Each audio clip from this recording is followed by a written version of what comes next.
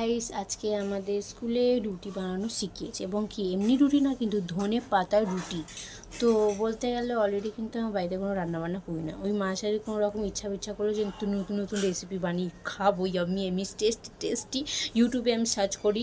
তো যদি কোনো রেসিপি আমার ভালো লাগে তখন ওই রেসিপিটা আমি বানিয়ে রান্নাবান্না করে খাই মাঝে সাঝে, এমনি সবসময় না।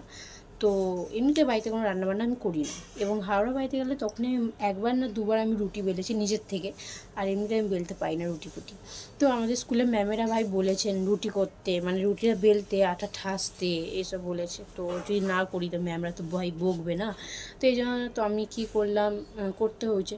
তো চলো বেশি কথা বাড়াবো না, তোমাদের একবার রুটিটা দেখাই।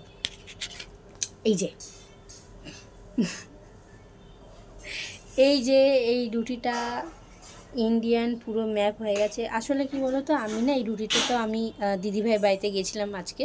তো দিদিভাই বাড়িতে গিয়েছিলাম, তো ওখানে বলতে না আমি মিনি ব্লগটা তোমাদের সাথে শেয়ার করবো, খুব তাড়াতাড়ি ব্লগটা আসতে চলেছে। দিদিভাই বাড়িতে গিয়েছিলাম, তো আমি দিদিভাইকে দেখানোর জন্য নিয়ে গেছিলাম যে দেখ দিদিভাই আমি রুটি বেরিয়েছি। আবার আমার দিদি শাশুড়িমা দেখে বলছে এটা তো ইন্ডিয়ান ম্যাপ হয়ে গেছে, আর একটু গোল মতন এটা ছিল, একটু ছিঁড়ে টিড়ে গেছে, আর এখানটা সাইডে সাইডে কিন্তু কাঁচা কাঁচা আছে। তো যাই হোক না, তোমাদের তো বললাম আমি যে আমি রুটি করেছি এবং আমাদের স্কুলে রুটি বানানোটা শিখিয়েছে। তো আমাদেরকে এটাও বলেছে তোমরা বাড়িতে প্র্যাকটিস করবে। তো আমার বাড়িতে জানি না কতটা হবে না হবে, কারণ আমার বাড়ির লোক আমাকে কোনো রান্নাবান্না করতেই দেয় না। তো যাই হোক না, অত কথা বলবো না।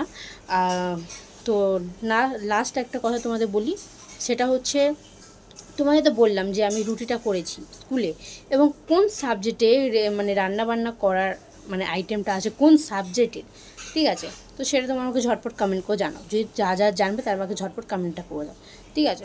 তো চলো বেশি কথা বলবো না।